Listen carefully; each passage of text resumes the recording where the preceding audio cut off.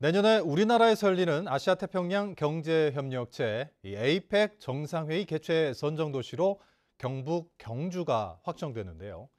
20년 만에 재도전으로 유치 경쟁을 벌였던 제주도는 매우 아쉬운 결과라며 유감을 표했습니다. 이소영 기자입니다. 도내 곳곳에 걸렸던 APEC 정상회의 제주 유치를 기원하는 현수막. 하지만 개최 도시로 경상북도 경주시가 확정되면서 모두 철거에 들어갔습니다. 제주 유치를 위해 활동했던 단체들은 허탈감을 감추지 못합니다. 유치가 되었으면 도민의 한 사람으로서 제주 지역 경제가 더 활발하게 발전되지 않았을까 하는 기대감이 있었는데 이 부분이 좀 아쉽다는 말씀을 드리고자 합니다. 외교부 선정위원회는 국가 지역 발전 기여도, 문화 관광 자원 등 다양한 방면에서 경주가 우수성을 가졌다고 평가했습니다. 지난해부터 제주도가 유치 전에 투입한 예산만 11억 원. 특히 오영훈 지사가 직접 외교부 최종 프레젠테이션에 나서는 등 자신감을 나타냈지만 2005년에 이어 또다시 탈락했습니다. 이에 대해 오영훈 지사는 매우 아쉬운 결과라며 유감을 표했습니다. 제주도정은 실패를 두려워하지 않고 도민의 삶을 행복하게 만들기 위한 담대한 도전을 계속해 나가겠습니다. 오영훈 지사는 입장 발표 후 질의응답을 요구하는 기자단에 불쾌감을 표시하는 등 유치 탈락에 대한 당혹감을 드러내기도 했습니다. 반면 함께 유치전에 나섰다 탈락한 인천광역시 유정복 시장의 경우 상식적이지 않은 결정에 공모지침 위반이라며 재논의를 요구하는 등 상반된 모습을 보였습니다. 제주 입장에서도 그동안 많은 공적 자원이 들어갔다는 측면에서 유치 실패에 대한 면밀한 검토와 평가도 필요해 보입니다. 선정위원회는 제주와 인천의 장관회의와 고위관리회의 등을 분산 개최하는 방안에 대해 준비위원회에 건의하기로 했습니다. MBC 뉴스 이소연입니다. 더불어민주당 제주도당은 논평을 통해 APEC 개최지 선정에 대한 의혹을 제기했습니다. 이들은 윤석열 정부가 경주시장을 비롯해 경북과 부산, 울산 등 지역구 정치인 대부분이 여당인 국민의힘 소속이라는 점을 고려해 경주가 이미 개최지로 내정됐다는 이야기가 일찍부터 나왔다고 주장했습니다. 또 이번 결정은 윤석열 정부의 제주 홀대와 민주당 제주도정에 대한 의도적인 배제라는 입장을 내놨습니다. 특히 윤석열 대통령이 전국을 돌며 26차례 이상 개최한 민생 토론회가 유독 제주에서만큼은 열리지 않은 것은 이번 결정과 같은 맥락이라며 개최지 선정 배경에 대한 정치적 의혹에 대해 해명할 것을 요구했습니다. 제주시가 도심 일부분에 설치한 빗물바지 특수 덮개가 이 빗물 흐름을 막고 있어 오히려 비 피해를 키울 수 있다는 보도를 얼마 전에 전해드렸는데요.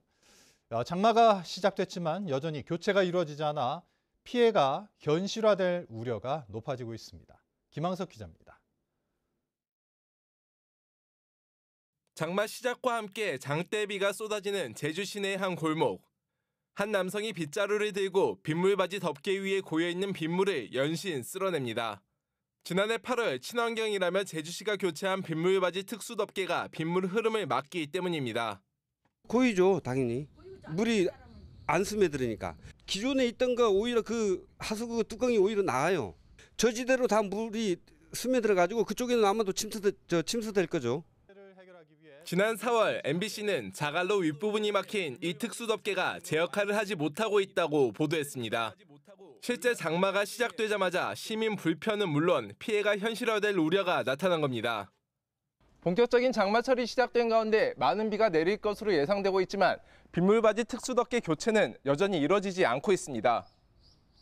취재가 시작된 후 전면 철거를 논의하던 제주시는 일부 교체로 방침을 바꾼 상황.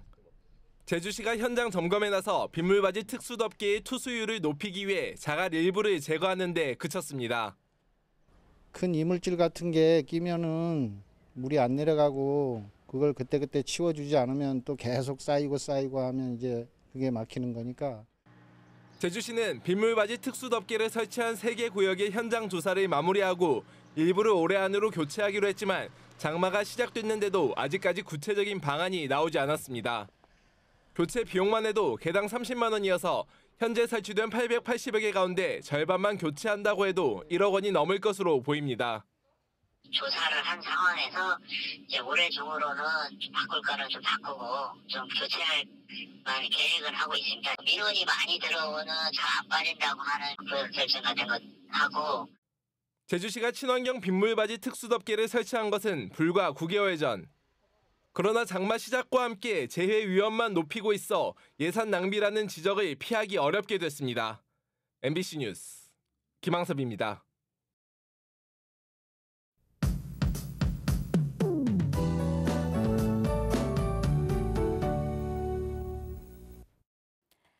장맛비가 잠시 쉬어가고 있지만 오늘 무척 후텁지근했습니다. 남쪽에서 뜨겁고 습한 공기가 유입되고 있는데요. 북태평양 고기압이 정체 전선을 다시 북쪽으로 밀어 올리면서 주말에 강한 장맛비가 내리겠습니다. 내일 새벽에 제주 북부 지역을 제외한 제주 전역에 호우 예비특보가 내려지겠고요. 주말 동안 많은 비가 예상됩니다. 특히 토요일 새벽부터 낮 사이, 일요일 새벽부터 늦은 오후 사이에는 집중 호우가 내리겠는데요. 시간당 30에서 50mm 이상의 강한 비가 세차게 오는 곳이 있겠습니다. 제주 산지에는 비구름대가 폭발적으로 발달하면서 200mm 이상의 폭우가 내리겠고요. 그 밖에 대부분 지역에서도 150mm 이상의 많은 비가 내리겠습니다. 내일 오후부터는 바람도 강하게 불 텐데요. 내일 오전에 제주 전역에 강풍 예비특보가 발효되겠고 제주 산지에는 순간풍속이 초속 25m 이상, 그 밖에 대부분 지역에서도 초속 20m 이상의 강풍이 예상됩니다. 주말 동안 항공기와 여객선 운항 정보 꼭 확인하시고요. 농경지와 저지대에서는 침수 피해 없도록 대비 잘 해주셔야겠습니다. 비가 와도 날은 후텁지근하겠습니다. 자세한 내일 지역별 기온 살펴보시면 내일 아침 기온 북부와 남부 지역 23도, 서부 지역 22도, 성판악 20도로 시작하겠고요. 내일 낮 최고 기온은 북부 지역이 29도까지 오르면서 가장 높겠습니다. 남부 지역과 동부 지역 26도, 서부 지역 24도 예상됩니다. 바다의 물결도 내일부터 차차 높아지겠는데요. 제주도 남쪽 바깥 먼바다는 내일 오전에 풍랑특보가 발효되겠고 제주도 앞바다도 내일 오후부터 물결이 4m까지 높아지겠습니다. 다음 주에도 정체전선의 영향으로 비구름대가 머물겠습니다. 다음 주 초반에는 소강 상태를 보였다가 수요일부터 다시 비가 내리겠습니다. 날씨였습니다. 도내 건설 경기 침체가 장기화되면서 문을 닫는 건설업체가 늘고 있습니다. 제주도에 따르면 올 들어 지난달까지 도내 종합건설회사 13곳과 전문건설회사 26곳 등 39곳이 폐업 신고를 했습니다. 이는 올 들어 미분양주택이 사상 최고인 2,800채를 넘는 등 부동산 시장이 얼어붙으면서 건축 착공 면적과 허가 면적이 지난해보다 50% 이상 줄어드는 등 도내 건설업체의 경영난이 심해지고 있기 때문입니다. 제주에서 올 들어 처음으로 제2급 감염병인 백일해 집단 환자가 발생했습니다. 제주도는 지난 18일 도내 한 중학교에서 백일해 환자가 발생했고 다음 날 추가로 한 명이 더 발생해 집단 사례로 분류했다고 밝혔습니다. 백일해는 발작성 기침이 특징인 급성 호흡기 감염병으로 제주에서는 2021년과 22년에 발생하지 않았고 지난해 한 명에 이어 올 들어 12명이 발생해 급증세를 보였습니다. 제주도는 교육청, 보건소 등과 긴급 대책회의를 열고 예방접종과 개인 위생 강화 등 방역 활동을 강화하기로 했습니다. 다음 달부터 제주와 중국, 일본으로 가는 국제선 항공편이 늘어납니다. 대한항공은 코로나19 이후 중단했던 제주와 베이징 노선을 다음 달 1일부터 주 7회 운항을 재개한다고 밝혔습니다.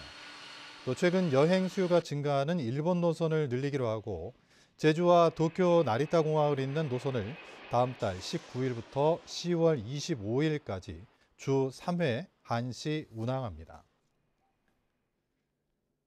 제주도가 인도네시아 인플루언서를 제주 홍보대사로 위촉해 동남아 관광시장 공략에 나섭니다.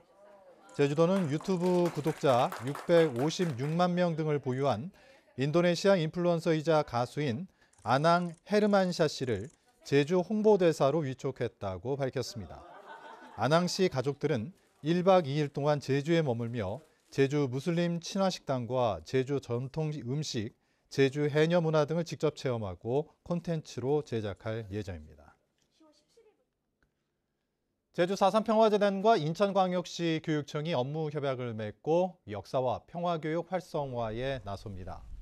재단과 인천교육청은 앞으로 제주 4.3과 인천 5.3 민주항쟁을 주제로 교류 활동을 벌이고 역사 왜곡에 공동 대응하기로 했습니다.